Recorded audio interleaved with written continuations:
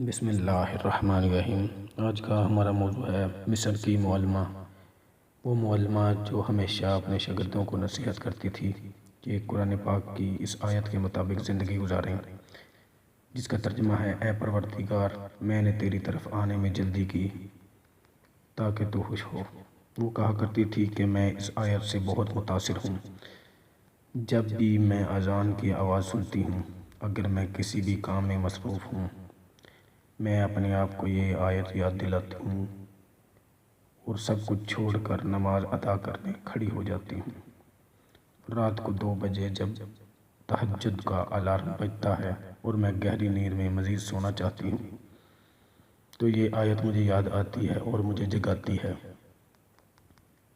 اس خاتون کے شوہر جب گھر کی طرف آتے یعنی گھر آتے، ان کی عادت تھی کہ کام سے واپس گھر آتے وقت وہ اسے فون پر کھانے کی متعلق ہدایات دیتے تاکہ گھر پہنچنے سے پہلے اسے گرما گرم کھانا ملے اور وہ کھانا کھا کر سو جائیں۔ ایک دن اس نے فون پر محشی کھانے کی فرمائش کی۔ محشی یعنی انگور کے پتوں میں چاول بھرے جاتے ہیں اور پھر ان کو ہلکی آنچ پر پکنے رکھا جاتا ہے، یعنی بہت وقت طلب ڈش ہے۔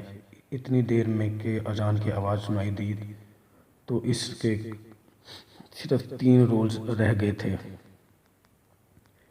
جن کے بھرنے سے تھوڑا ٹائم گزر جاتا، یعنی بھرنے میں اور ٹائم لگ جاتا۔ اذان کی آواز سن کر وہ جو 3 رولز رہ گئے تھے ان کو چھوڑ دیا اس نے،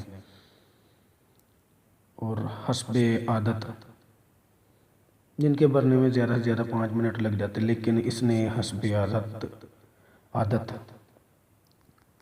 اپنا کام چھوڑ دیا اور نماز ادا کرنے کھڑی ہو گئی۔ اس خاتون کا شوہر اسے بار بار فون کرتا رہا لیکن کوئی جواب موصول نہیں ہوا۔ جب وہ گھر پہنچا تو اس نے دیکھا کہ اس کی بیوی سجدے میں ہے اور کھانا ابھی تک تیار نہیں ہوا۔ اس نے دیکھا کہ صرف 3 رولز بھرنے رہ گئے ہیں تو اسے شدید غصہ آیا، اور اسی غصے کے عالم میں اس نے اپنی بیوی کو ڈانٹنا شروع کر دیا: تم اپنا کام ختم کر کے دیگچی چولہے پر رکھ کر بھی نماز ادا کر سکتی تھی۔ 3 رولز رہ گئے ہیں۔ 3 رولز بنانے میں کتنی دیر لگتی ہے، لیکن اس کی بیوی کی طرف سے کوئی جواب نہ آیا۔ جب وہ اس کے پاس آیا تو وہ دیکھا کہ سجدے کی حالت میں اس کا انتقال ہو چکا ہے۔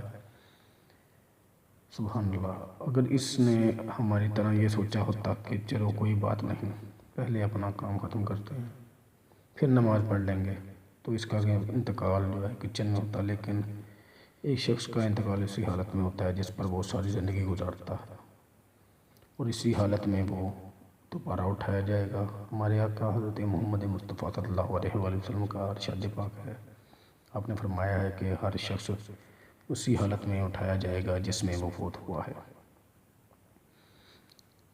آئیے ایک عہد کریں بہنوں کے لیے: جیسے ہی اذان کی آواز سنائی دے، سب کام ایک طرف رکھیں اور نماز کے لیے اٹھ کھڑی ہوں۔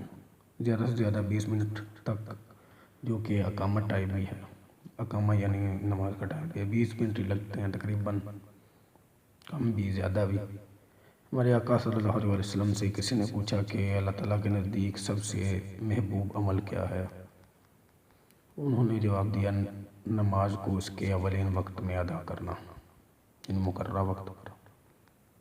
بھائیوں کے لیے، جیسے ہی آپ اذان کی آواز سنیں، یعنی اذان ہو، فوراً وضو کریں اور مسجد چلے جائیں۔